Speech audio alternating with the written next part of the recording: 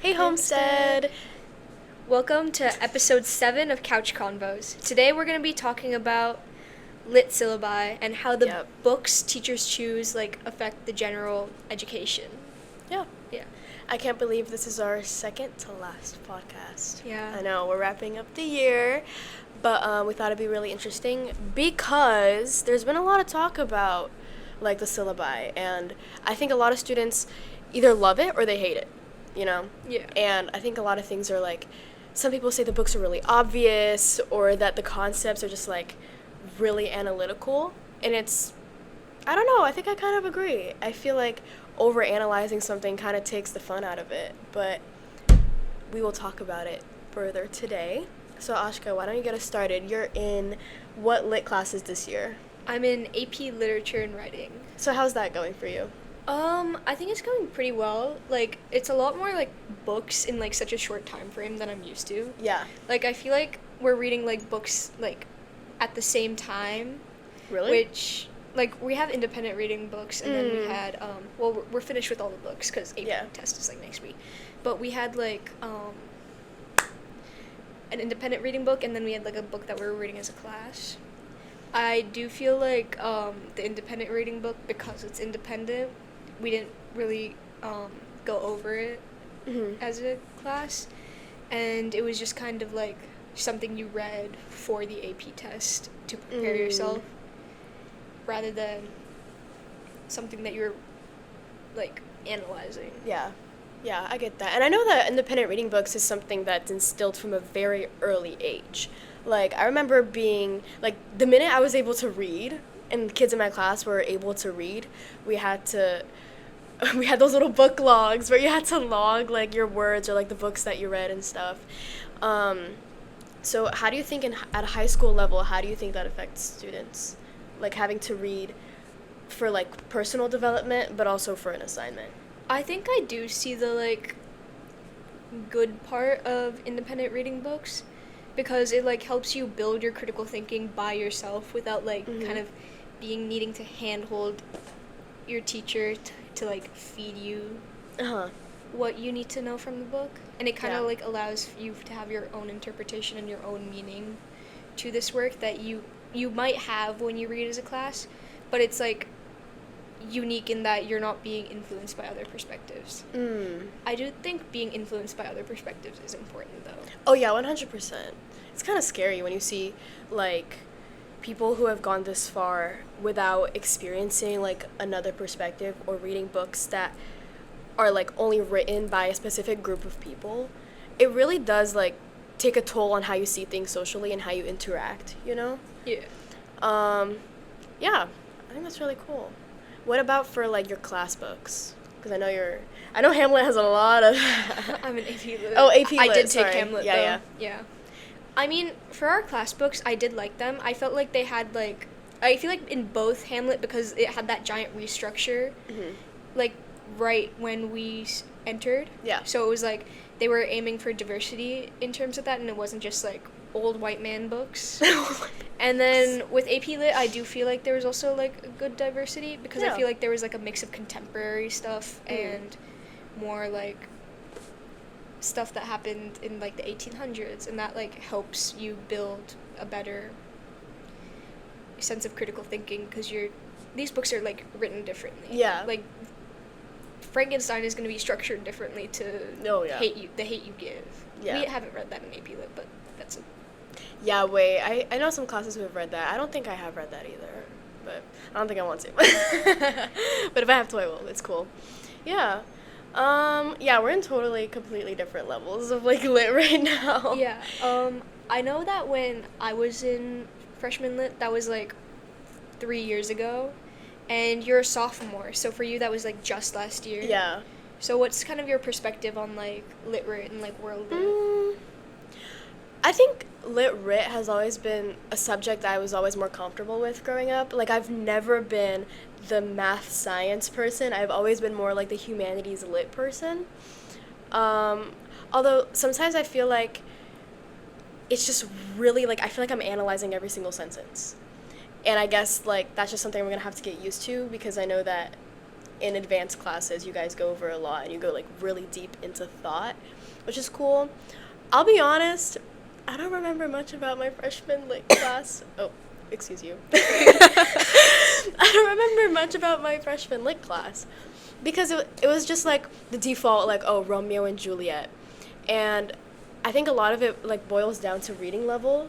I think if you're someone who's like not really that comfortable with literature, not really like a big reader. I know there are a lot of kids who hate reading. If you're one of those people, then it's like, yeah, like it's totally cool and it's just like a different level. But honestly, like sometimes I feel like some of the books we read just state the obvious. Do you ever, like, you know what I mean? Like, I feel like when I'm writing an essay, it's like, I feel like I'm just saying the same thing over and over again. When I'm reading the book, I understand what's going on and I know what I want to say. It's just about like being able to articulate it without it being so redundant. And so I think that's what I'm learning in my sophomore year, like being able to take a piece of text and like stories and actually be able to put it into writing without, sounding silly. Yeah. If that makes sense. But yeah. Yeah. I feel like a lot of lit class, like, after a certain point is just gonna be you writing essays. I do think once it gets like to the more advanced levels, like I think analyzing like diction, syntax, things like that get more important. Yeah. What do you think the importance of that is? I think the importance is just media literacy. Like there's people like walking around right now who like don't know that Fight Club isn't supposed to be like this macho man, you should be exactly like him thing. Yeah. And like I think that would be like prevented if people paid more attention to their lit class, because lit classes aren't just teaching you reading comprehension or like how to write an essay. They're teaching you how to critically think and like interpret not just like novels but also movies, poems, things like that. Right. Yeah, for sure. It's the kind of thing like you don't really see it in the moment. When you're like pulled with assignments to do, you're like, bro, like I know what the author's trying to say, I know what this quote is trying to say, but it's really not about that. Yeah. It definitely goes beyond that. It's about like the deeper meaning behind it. So yeah, that's cool. And you said that you're an English major. Yeah. So what do you think that kind of level of lit's gonna be like? Do you think it'll be similar or different?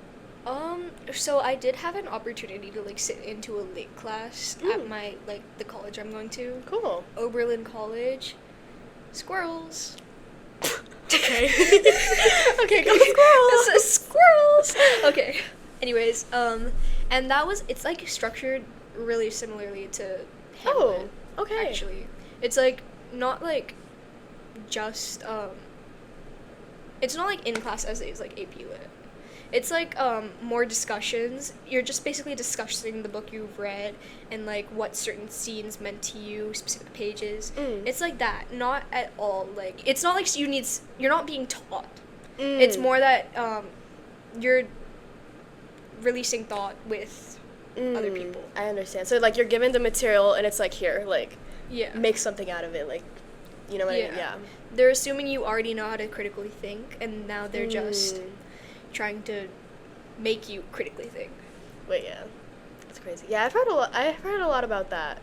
Like elementary school, they quite literally feed the book to you. Middle school, they kind of show it to you. High school, they kind of like go over it, and then college it's like you should already know.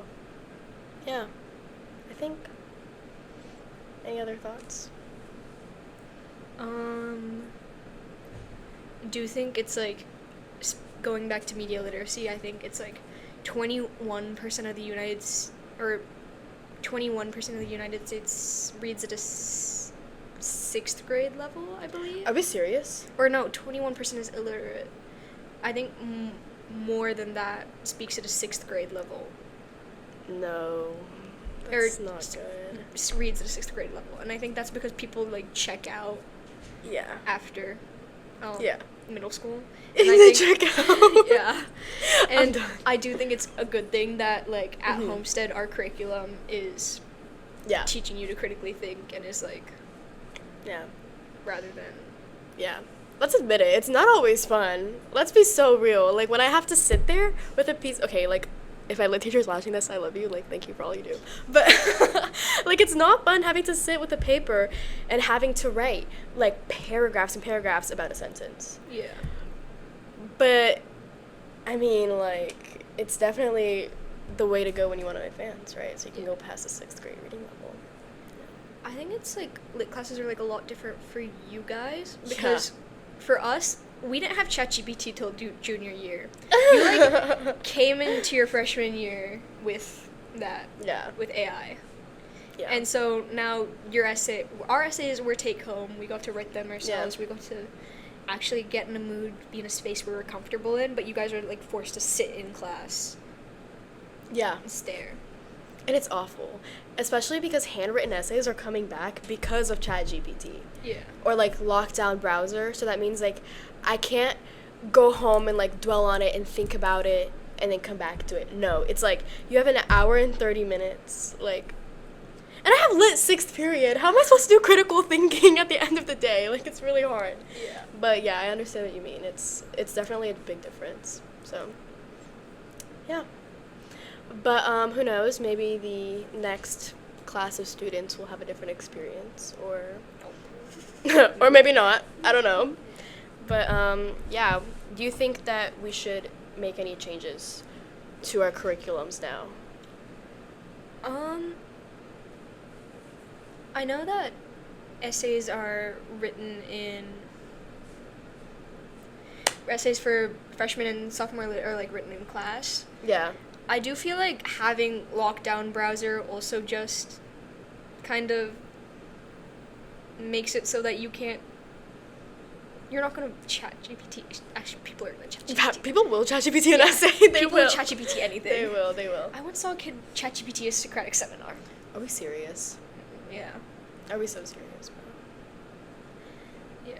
But I feel like Gosh. what people need to understand is that it's not just you, like, ChatGPTing an essay. It's, like, you losing, like, your critical thinking. Yeah. You're not letting yourself, like, learn to the extent where you should be. Right. Because even in college, even if you're, like, an engineering major, your physics courses are going to make you write up lab reports. Right. You're going to need to, like, use those critical thinking skills in every single subject. It's not just your gen ed English class. Exactly. Yeah. And it's also, like, reading legal documents and things like that. What are you going to do when you have to go through, like, a bunch of bills, a bunch of documents, a bunch of emails and stuff like that? And it's like you struggle to understand, like, what it's saying, you know? Because it's more complex language as you go along. Yeah. Like, So, yeah. tax forms are written at, like, a 6th grade level, but so many people still can't understand them. Yeah. It's concerning. But, yeah, hopefully we'll figure out ways to combat that. And I think it really starts off as simple as, I think, you know what? I can't believe I'm saying this, but I think my elementary teachers were right. Read 20 minutes a day. Like, level up. Something that simple can really help. So, Yeah. Yeah. That pretty much covers it. Yeah. So, thanks for watching. Bye.